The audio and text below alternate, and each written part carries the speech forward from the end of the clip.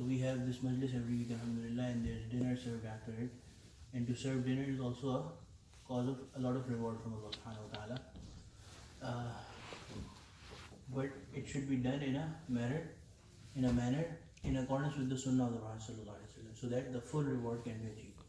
So one thing, there's many sunnahs of eating, but inshallah if we learn a few of them and bring them into practice, at least here, bringing here, then even our eating should become a source of reward. For example, one sunnah is that food should be served later. People should be ready for food earlier. Before the food being served, people should be ready for the food being served. So in the majalis of our mashayikh, in fact in the majalis of the Prophet sallallahu alaihi wasallam, whenever food was served, Sahaba would come and be ready for it, and then the food will be served. And when they are done with food, then the food will be picked up first, and then people will get up later. So inshallah we should try to bring this sunnah into our lives. Of course there's many other sunnahs that we all know. Reciting Bismillahir Rahmanir Rahim before eating, eating with the right hand, eating in front. If there's one thing in the whole, if you are eating collectively, eat with what is in front of you and others.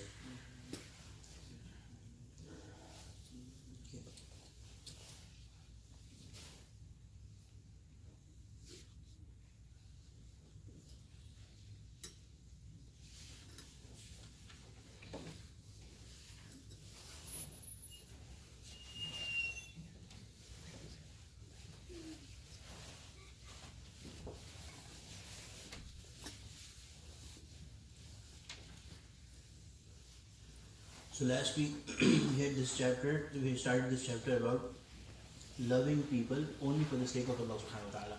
Love among makhluqat, which is only purely for the sake of Allah subhanahu wa ta'ala.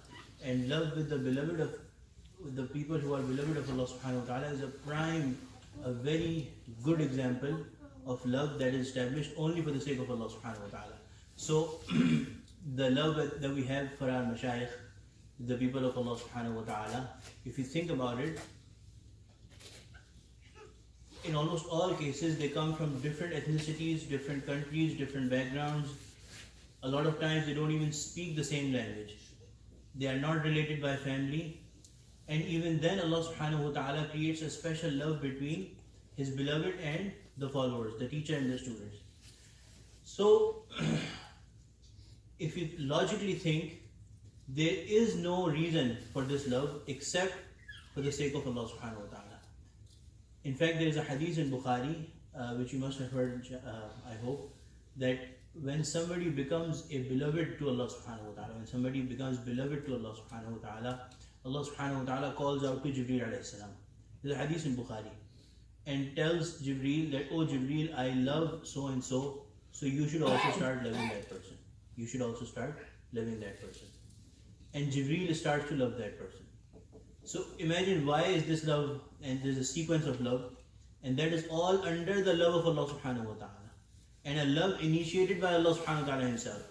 So Jibreel starts loving that person, and then calls out to all the residents, all the occupants of the heavens, Malaika, Anbiya, all those arwah, and tells them that Allah subhanahu wa ta'ala has declared that Allah subhanahu wa ta'ala loves such and such person, and I love such and such person, and you all should also start loving that person.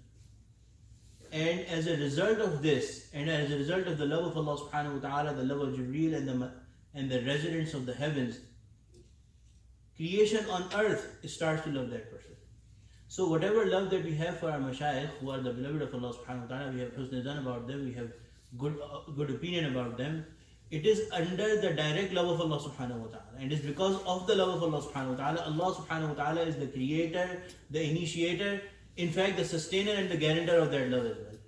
I learned a dua from my shaykh. My shaykh used to make this dua, that ask Allah subhanahu wa ta'ala, Ya Allah, whatever connection that I have with your beloved peoples, including the Prophet sallallahu alaihi wasallam, including our mashayikh, including our akabirin, and whatever connection of love that I have with you, oh Allah, I ask you that you become a sustainer, a protector, a guarantor. Zamin or Mahafiz. Zamin is the one who the closest word in English would be a guarantor. Someone who makes sure that it stays ongoing, and a protector of that love, that connection that I have with you. In fact, there's a dua of the Prophet ﷺ in which the Prophet ﷺ, if you read the Masnoon Dua, the Prophet ﷺ asks, Allahumma inni as'aluka hubbak wa hubba man yuhibbuk. Oh Allah, I ask you your love, and right after the love of Allah subhanahu wa ta'ala, the Prophet ﷺ is something that is, our ulama say, it is maqsood. It is something that is desirable, that we are supposed to achieve, that we are trying to make an effort to achieve. What? Hubbak wa hubba man yuhibbuk. O Allah, your love and the love of the people that you love.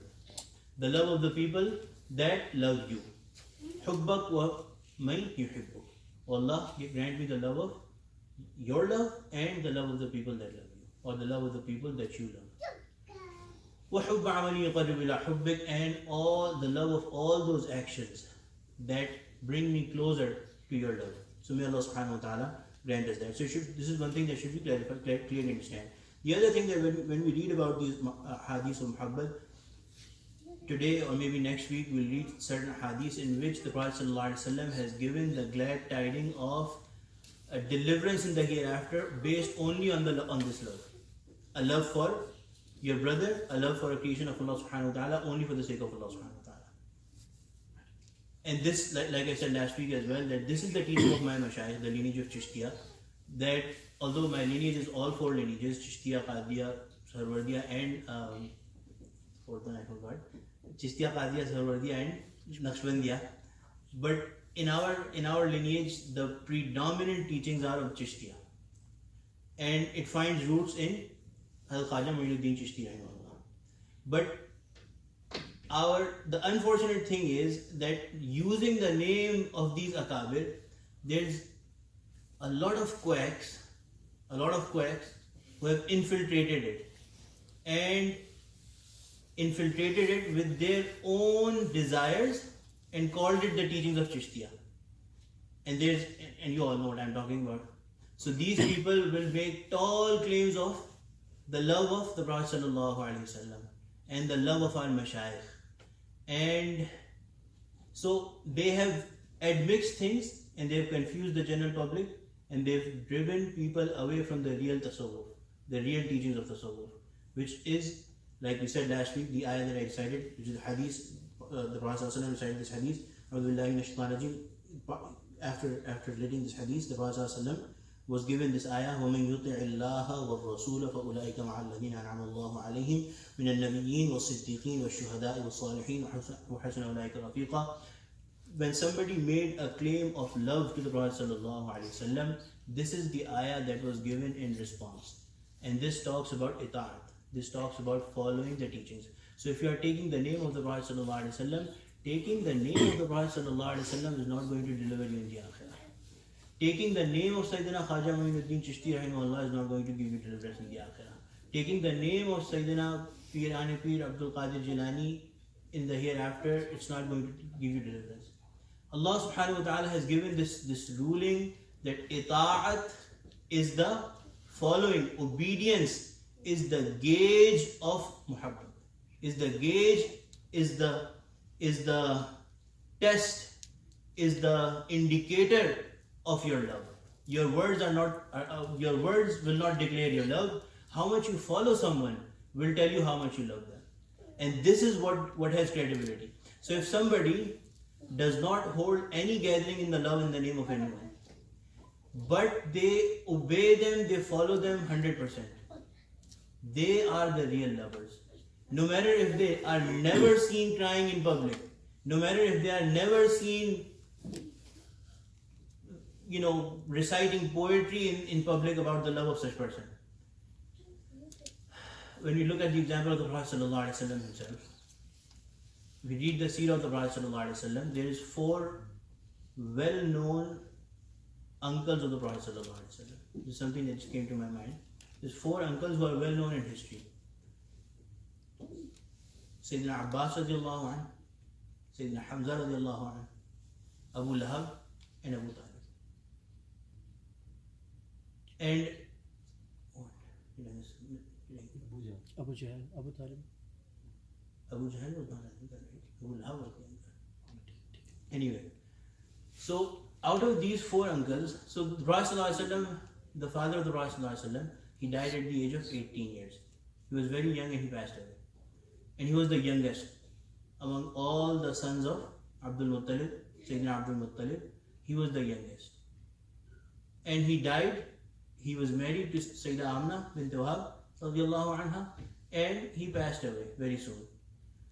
Sayyidah Amna radiallahu anha gave birth to the Prophet ﷺ after passing away of the Sayyidina Abdullah, right? So the Prophet ﷺ was born an orphan. And when the Prophet ﷺ was born, all these 4 uncles of the Prophet ﷺ, because his dad was no longer there, they all were very happy that our brother, our youngest brother, who died very soon, even his progeny is going to last in this world. He's got a son, and this son is going to maintain his lineage. Our youngest brother, his lineage is going to run because of this son. It comes in the books of history that there was this slave girl who brought the news of the birth of the Prophet ﷺ to Abu Lahab and told him that Abdullah, the wife of Abdullah, has given birth to a son. So he pointed to that slave girl like this. Upon hearing the news, he pointed to her like this, that you are free now. You are free. In the happiness, in the love of the news of the Prophet ﷺ being born, he actually freed a slave girl, Abu Lahab. Allahu Akbar. But what happened? Did he follow the Prophet ﷺ?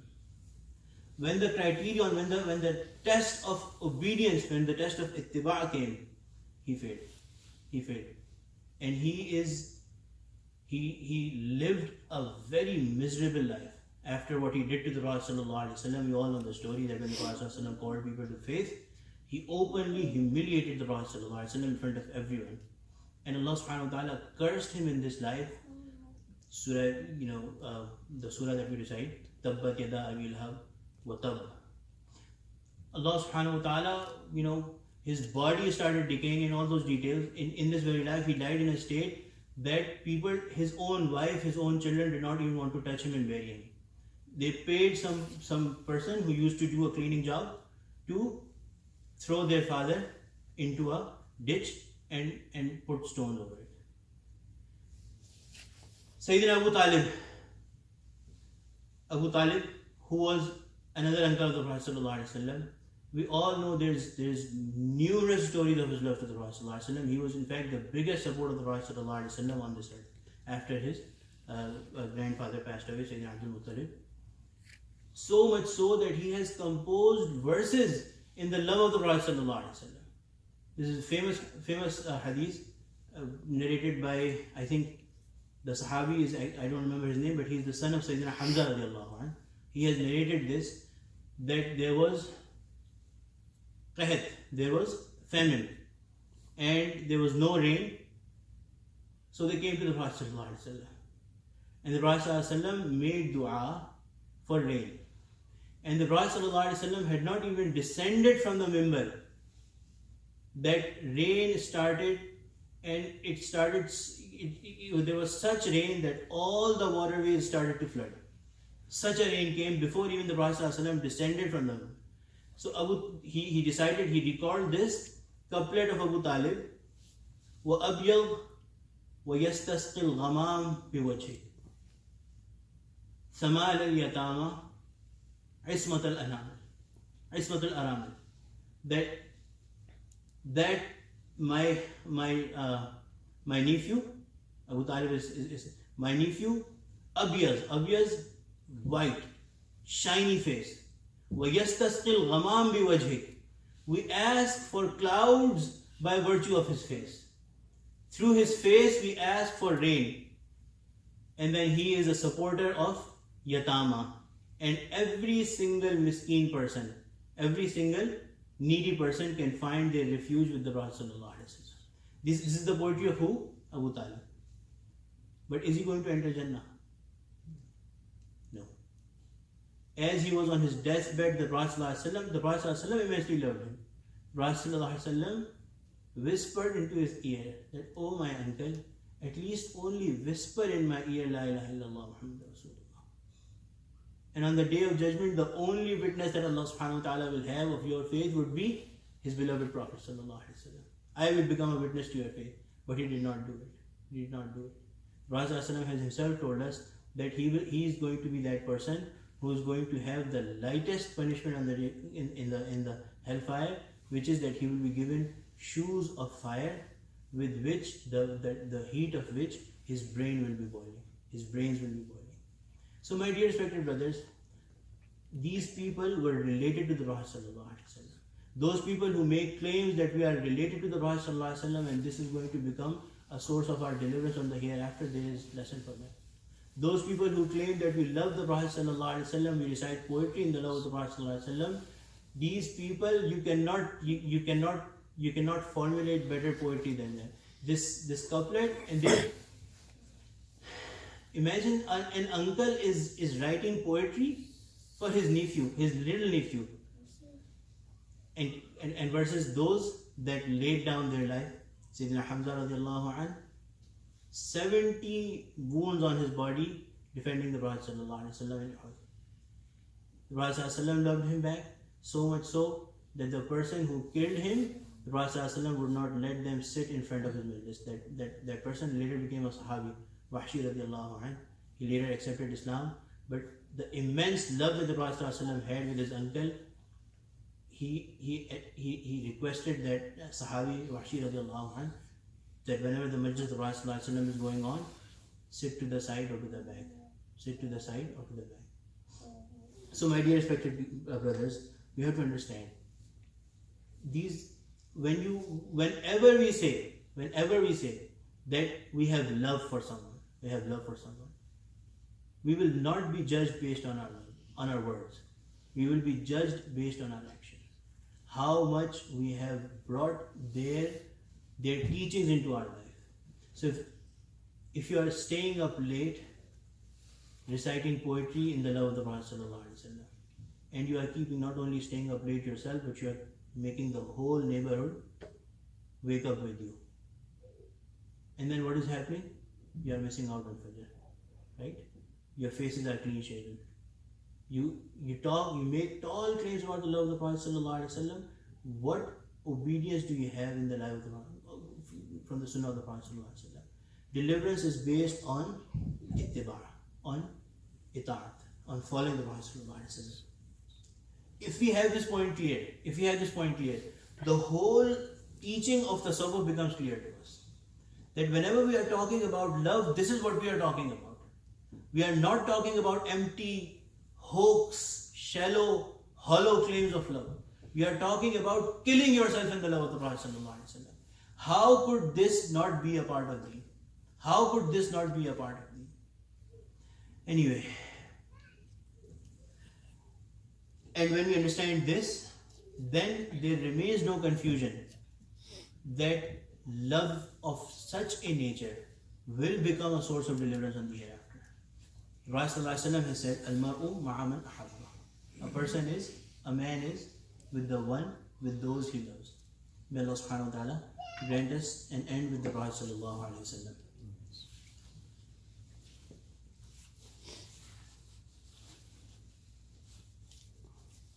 There is this story that I must have related before. There is a famous king named Mahmud. His name was Mahmud Ghaznavi. And in those days, in fact today it's a reality too, that faithfulness is judged based on love. And how much you love the king. If you love the king more, you are closer to the king.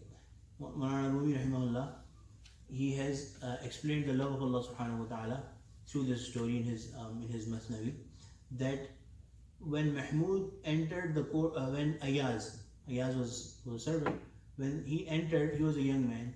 When he entered the court of Mahmud, he very quickly started to become closer and closer to the king. And it became so that the king would always listen to him. And whatever Ayaz would say, the king would do that. Whatever Ayaz would say, whatever is the suggestion of Ayaz, the king would do that. Mahmud would do that. So the other people in the court became jealous of him.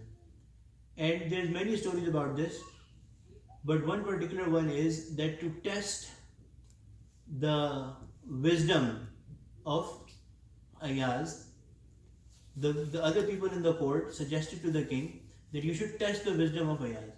So Mahmud said, I'll prove it to you. I'll prove it to you that he loves me the most and he's the wisest of you all. So the most precious pearl, the most precious diamond in the kingdom was brought. And in the full court, the king commanded, put that diamond in front of people, his people in the court, and gave them a hammer. And said that break this diamond, shatter it. So one by one, each of the court people took that hammer, and instead of shattering that diamond, they started telling the king how precious this diamond is, what good value, how beautiful this diamond is, and only a fool would shatter this diamond. When in the end the hammer was handed to Ayaz, without even thinking for a second, he took the hammer and shattered that diamond. And all of them became happy. They said that he's done a stupid thing. Now the king is going to start disliking him. And Mahmud asked him that, oh Ayaz, why did you do this? Why did you do this? Why did you break the most precious diamond that I had in my kingdom?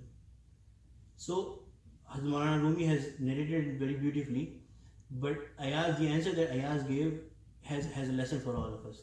He said that yes, this diamond is very precious. Yes, this diamond is very precious, but not more precious than the order of my king. So I'll break the diamond, but I will not break the command of my king.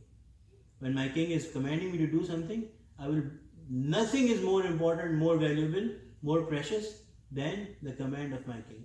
This is true love. This is true love. That when the command comes, everything becomes valueless in front of that command. Everything becomes valueless in front of that command. May Allah subhanahu wa ta'ala grant us that.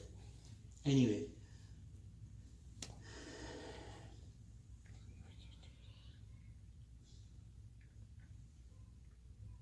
عن أنس أن رجلا قال يا رسول الله متى الساعة؟ قال ويلك وما أعددت لها؟ قال ما أعددت لها إلا أني أحب الله ورسوله. قال أنت مع من أحببت. قال أنس فما رأيت المسلمين فرحوا بشيء بعد إسلامهم فرح بها. بخاري ومسلم متفق عليه. Anas रज़ी अल्लाह अन्हु से रिवायत है कि एक शख्स ने रसूल अकरम सल्लल्लाहु अलैहि वसल्लम से अर्ज़ किया कि हज़रत क़यामत कब आएगी? आप सल्लल्लाहु अलैहि वसल्लम ने फरमाया वाय बरहालतु, यानी this is an expression of awe, this is an expression of woe, that woe be to you or woe upon your situation. तो क़यामत का वक्त और उसके आने की ख़ास घड़ी दरियाफ़्त करना चाह रहा है, बदला तूने उसके लिए क्या तैयारी कर रखी है? तो उन सहाबी ने अर्ज़ किया कि मैंने इसके लिए कोई ख़ास तैयारी तो नहीं की, अलबत्ता मुझे मोहब्बत है अल्लाह से और उसके रसूल से। आप सल्लल्लाहु अलैहि वसल्लम ने फरमाया तुझको जिससे मोहब्बत है तू उन्हीं के साथ है और तुझको उनका साथ नसीब होगा। हदीस के रावी अनस रज़ियल्लाहु अन्हु इस हदीस को बयान फरमाने के बाद फरमाते हैं कि मैंने नहीं देखा मुसलमानों को कि इस्लाम में दाखिल होने के बाद उनको किसी चीज़ से इतनी खुशी हुई हो जितनी कि उस दिन हुज़ूर अकरम सल्लल्लाहु अलैहि वसल्लम की उस बशारत से हुई। This is narrated by Anas radiallahu anhu that a man came to the Prophet sallallahu alaihi wasallam and asked, Ya Rasulullah, when will the Qiyamah come? The Prophet sallallahu alaihi wasallam said, woe be to you or woe be upon your situation. You are asking about Qiyamah, what preparation have you made for it?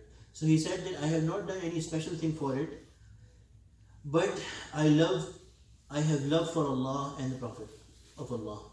The Prophet sallallahu alaihi wasallam said that whoever you love, you will be with them. You will be made to be with them.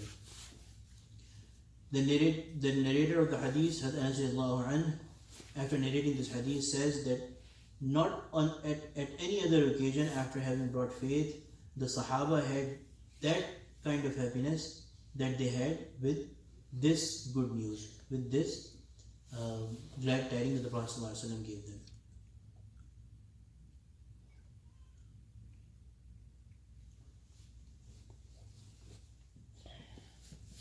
And in another narration, there's further detail into this.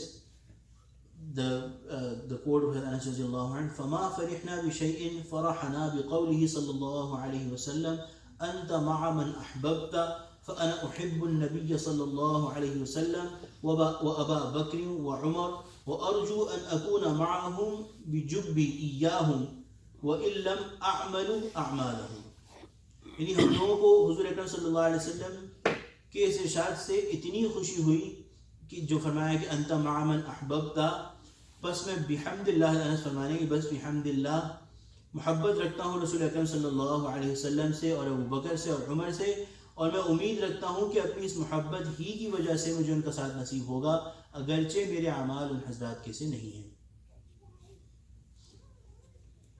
So he said that after narrating this hadith, when the Prophet ﷺ said that you are with the one that you love, he said that Alhamdulillah, I have love for the Prophet ﷺ and Abu Bakr and Umar, and I hope that because of this love I will be with them, although my a'mal, my deeds are not of that level.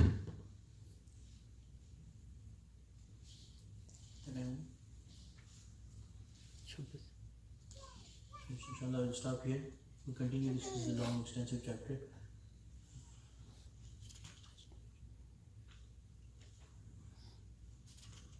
Inshallah, yeah, we will continue reading next time. Alhamdulillah Rabbil Alameen. Salatu wassalamu ala sayyidil mursaleen. ربنا ظلمنا أنفسنا وإن لم تغفر لنا وترحمنا لنكونن من الخاسرين. رب اغفر وارحم وأنت خير الراحمين. یا اللہ کو اپنی محبت نصیب فرما دیجیے، اپنی محبت والوں کی محبت نصیب فرما دیجیے، ان کو اپنا محبوب بنا دیجیے، اپنے محبوبین کا محبوب بنا دیجیے.